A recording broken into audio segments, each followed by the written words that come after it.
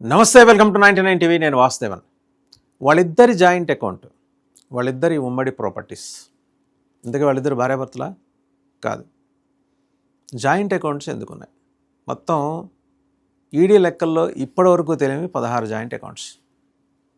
Properties దగ్గర దగ్గర 40 పైనే. ఇందుకే వాళ్ళిద్దరు ఎవరు? అభిషేక్ బెనర్జీ అండ్ ఎంపీ సాయిని ఘోష్. ఆవిడ యాక్ట్రెస్ కూడా, చాలా కాంట్రవర్షియల్ పర్సనాలిటీ. నోటికి ఎంత వస్తే అంత మాట్లాడుతుంది అండ్ ఏది పడితే అది మాట్లాడుతుంది. త్రిపురలో అయితే బీజేపీ ర్యాలీలోకి కారు తీసుకెళ్తే హత్యాయత్నం కేసు కూడా ఆమె మీద నమోదైంది. అండ్ మహాదేవుడి పవిత్ర శివలింగాన్ని అపవిత్రీకరించింది. అది కూడా మహాశివరాత్రి సందర్భంగా. ఇది 4 ఏళ్ళ నాటి కేసు. ఇంకా చాలా బోల్డ్ ఉన్నాయి. ఇప్పుడు ఈ జాయింట్ అకౌంట్ ఏంటంటే మమతా బెనర్జీ మేనల్లుడు అభిషేక్ బెనర్జీ, అలాగే సాయిని ఘోష్. ఆయనకు అత్యంత సన్నిహితురాలు కావటం వల్ల ఆ జాయింట్ అకౌంట్స్ ఉన్నాయని. వీళ్ళిద్దరూ కలిసి జాయింట్ బిజినెస్ ఆపరేషన్స్ కూడా ఉన్నాయి. ఇప్పుడు అది కూడా ప్రోబ్ చేస్తున్నారు. చాలా స్టైలిష్ గాగుల్స్ పెట్టుకొని ఆవిడ కనిపిస్తూ ఉంటారు. ఇవాళ ఆవిడ ఎందుకు బయటకు వచ్చేసింది అనేది చూస్తే కరెక్ట్గా అభిషేక్ బెనర్జీకి మమతా బెనర్జీ ట్రీట్మెంట్ ఇచ్చారట. మమతా బెనర్జీకి ట్రీట్మెంట్ అంటే ఆవిడ ఎవరినైనా ఆఫీస్కి పిలిపించిందంటే వణుకుతూ వెళ్లాల్సిందే. పేను బెత్తం పెట్టుకొని తీసుకొని కొడుతుందట. సరే, అభిషేక్ బెనర్జీ అంటే మేనల్లుడు, పెంచిన ప్రేమ ఉంటుంది. ఎత్తుకొని పెంచింది కాబట్టి 4 పీకే ప్రేమ కూడా ఉంటుంది ఆవిడకి. పీకుతుంది, పడతాడు ఆయన. కొట్టేది ఎవరు? మేనత్తే కదా, పెద్ద ఆవిడ.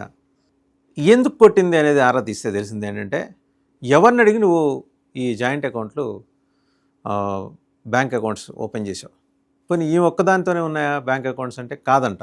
ఇంకా చాలామంది మహిళలతో కలిసి ఉమ్మడి అకౌంట్స్ ఎందుకు తెరిచాడు? అసలు అక్కడ జరిగింది ఏంటి? ఆ మనీ ట్రాన్సాక్షన్స్ ఏంటి?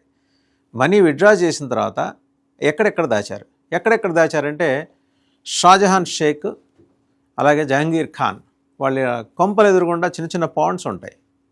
వెస్ట్ బెంగాల్లో మామూలే, కొంచెం సబర్బను సెమీ రూరల్ ఏరియాస్లోకి వెళ్తే ఏంటంటే కొంచెం లావిష్ జీవనం గడిపే వాళ్ళకి ఏంటంటే వాళ్ళ ఇళ్ళ ముందు చిన్నపాటి లేక్స్ అంటారా, పాండ్స్ అంటారా, మామూలుగా అలాంటివి ఉంటాయి.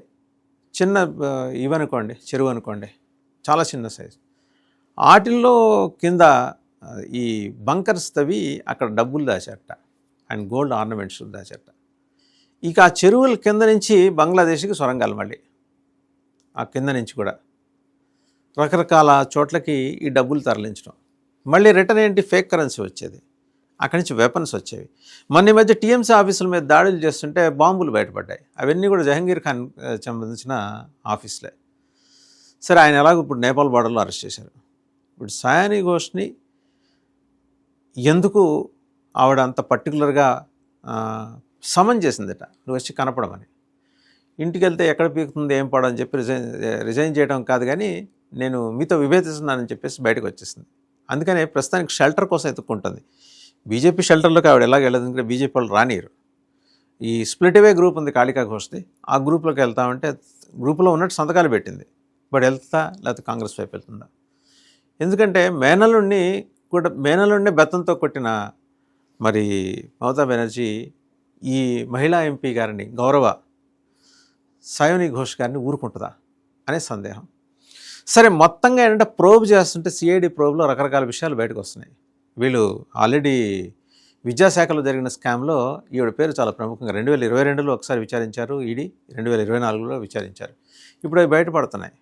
వాస్తవంగా అసన్సోల్ సౌత్ నుంచి 2021లో ఈవిడ కంటెస్ట్ చేశారు, ఎమ్మెల్యేగా ఓడిపోయారు. ఎవరి చేతిలో? బీజేపీ నాయకురాలు అగ్నిమిత్ర పాల్ చేతిలో ఓడిపోయారు. సరే, ఇవాళ అగ్నిమిత్ర పాల్ గెలిచారు. ఒకవేళ ఉమెన్ కనుక ప్రయారిటీ అయి ఉంటే వెస్ట్ బెంగాల్ చీఫ్ మినిస్టర్గా అగ్నిమిత్ర పాల్ పేరు ప్రముఖంగా వినపడింది. ఓడిపోయిన తర్వాత ఈమెకి ఏంటంటే యూత్ వింగ్ ప్రెసిడెంట్ ఇచ్చింది మమతా బెనర్జీ టీఎంసీకి. అంతకుముందు అది అభిషేక్ బెనర్జీ హ్యాండిల్ చేసిన ఉద్యోగం. ఆ ఉద్యోగం ఈవిడికి ఇచ్చింది, లేదా అభిషేక్ బెనర్జీ ఇప్పించాడు. ఇవాళ ఏంటంటే అభిషేక్ బెనర్జీకే అక్కడ మేనత్త రైతులో రౌండ్ అవుతుంటే ఈవిడ ఊరుకుంటుందా? ఆ భయానికి ఈవిడేంటంటే వైరస్ శిబిరంలోకి చేరిపోయిందని వార్తలు. ఇంకా వీళ్ళ బిజినెస్ ట్రాన్సాక్షన్స్ చూస్తే డ్రగ్స్ రాకెట్తో సన్నిహిత సంబంధాలు ఉన్నాయనే అనుమానాలు వ్యక్తం చేస్తున్నారు. అంటే దానికి ప్రాథమికమైన ఆధారాలే ఉన్నాయి, దానికి సంబంధించిన డీటెయిల్డ్ ఇన్వెస్టిగేషన్ క్యారీ అవుట్ చేస్తున్నారు. ఇప్పుడు అదే భయం, సిఐడి నుంచి తనకి వేధింపులు ఉంటాయని హైకోర్టుకి వెళ్తే హైకోర్టు ఏమన్నదంటే ఒక అతను దర్యాప్తుకు సహకరిస్తాడు, మామూలుగా దర్యాప్తు చేసుకోండి అని. ఆయన మీద కోయర్సివ్ యాక్షన్ ఏమి తీసుకోవాల్సిన అవసరం లేదని. రేపొద్దున అదే యాక్షన్ ఈమె మీద కూడా తీసుకునే అవకాశాలు లేకపోలేదు. ఎవరి మీద? సాయాని ఘోష్ మీద. సో ఈ క్రమంలో ఏంటంటే ఇప్పుడు ఈవిడ మీద నజర్ పడింది సిఐడికి and local police, West Bengal పోలీసుకి కూడా. ఈవిడికి బంగ్లాదేశ్లో ఉన్న ప్రముఖ వ్యాపారవేత్తలతో కూడా సంబంధాలు ఉన్నాయట. అంటే అక్కడ వాళ్ళు వ్యాపారాలు, బంగ్లాదేశ్లో ఏం వ్యాపారాలు ఉంటాయి, ఏం చేస్తారు మనకు తెలిసి సాధారణంగా ఏంటంటే క్యాటిల్ స్మగ్లింగ్ ఒకటి, హ్యూమన్ ట్రాఫికింగ్ ఒకటి, వీటిని అక్కడ వ్యాపారాలుగా పరిగణిస్తారు బంగ్లాదేశ్లో. లేదా అలాంటి వాళ్ళతోటి వీళ్ళకి సంబంధాలు ఉన్నాయి. సో ఈ క్యాటిల్ స్మగ్లింగ్లో వీటి రోలు ఉన్నట్టు తెలుస్తుంది. నెలకి 2,000 కోట్ల రూపాయలు టీఎంసీకి ఆదాయం చేకూరేది. అంటే ఇవన్నీ అన్ఆడిటెడ్ అండ్ అన్అకౌంటెడ్ అనమాట. గవర్నమెంట్ ఖజానాకి జమ ఇవ్వాల్సిన డబ్బులు ఇవి.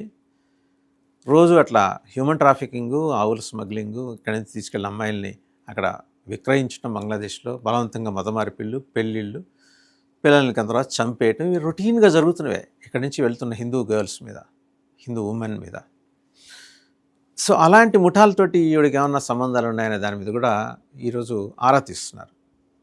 సయాని ఘోష్ జస్ట్ యంగెస్ట్ పార్లమెంటరీయన్ లాగా మీకు అనిపించవచ్చు, బట్ ఆవిడ చేసిన అనైతిక వ్యాపారాల లెక్క కళ్ళ ముందు వాళ్ళ చిట్టా వీళ్ళు చదువుతూ ఉంటే ఈడీ వాళ్ళకి కళ్ళు బయర్లు కమ్ముతున్నాయట, ఈ స్థాయిలో ఉన్నాయని. అభిషేక్ బెనర్జీతో తనకున్న సన్నిహిత్యం. అండ్ అందాకెందుకు, మొన్నటిదాకా మమతా బెనర్జీకి వీరవిధేయుడైన కలకత్తా మేయర్, ఆయన బయటకు వస్తూ దండం పెట్టి తల్లి నీకు దండం, ఆ అభిషేక్ బెనర్జీ అనేవాడిని బయటికి పంపిస్తే కానీ మాలాంటి వాళ్ళు పార్టీలో ఉండే పరిస్థితి లేదని. ఆ స్థాయిలో అతని అరాచకాలు, డ్రగ్స్ కావచ్చు, డ్రగ్స్ రాకెట్స్ తోటి ఉన్న సంబంధాలు కావచ్చు, హ్యూమన్ ట్రాఫికింగ్, ఎక్స్టార్షన్, వేధింపులు, బలవంతపు మత మార్పిళ్ళు, ఉగ్రవాదులకు ఆశ్రయాలు కల్పించడం, బంగ్లాదేశ్ నుంచి వచ్చే చొరబాటుదారులకు ఆశ్రయాలు కల్పించడం, రేషన్ కార్డులు, అలాగే పాన్ కార్డులు అండ్ పాస్పోర్ట్లు, వాట్ నాట్ ఎవ్రీథింగ్, షెల్టర్, తిండి, ఇవన్నీ ఫ్రీగా గవర్నమెంట్ ఖాతాలో వెళ్ళిపోయేవి. సంవత్సరానికి 10 నుంచి 15 లక్షలు లేదా 20 లక్షల ఓటర్లు కొత్తగా వచ్చి ఆడేవాడు. ఇప్పుడు వాళ్ళందరినీ నూనెగా గుండు కొరిగేసి బయటికి పంపించేయటం మొదలెట్టిన తర్వాత ప్రెషర్ పెరిగింది. ఎవరి మీద? అభిషేక్ బెనర్జీ మీద అండ్ ఇంటర్న్ మమతా బెనర్జీ మీద. సయాని ఘోష్ మధ్యలో వచ్చి ఈ వ్యవహారాలను నడుపుతుందని తెలిసిన తర్వాత ఆవిడ అగ్గి మీద గుగ్గిలం అవుతుందట. ఇదేంటి అవినీతి కానీ, అక్రమాలు కానీ, దౌర్జన్యాలు కానీ, అరాచకాలు కానీ, అఘాయిత్యాలు కానీ మనం కదా చేయాల్సింది, మధ్యలో సయాని ఘోష్ని ఎందుకు ఇన్వాల్వ్ చేశామని. వాస్తవంగా వాటన్నిటి మీద పేటెంట్ మమతా బెనర్జీకి మాత్రమే ఉంది అక్కడ, లేదా ఆమె మేనల్లుడు. మిగిలిన వాళ్ళు ఎవరు అలాంటివి చేసినా వీళ్ళకి కప్పం కట్టుకోవాలి. ఆ కప్పం ఆవిడ కట్టలేదుగా, ఆ కప్పం డబ్బులు ఏమైనా అని అడుగుతుంది మమతా బెనర్జీ. సో ఇదండి సయాని ఘోష్ బ్యాంక్ అకౌంట్ కదా.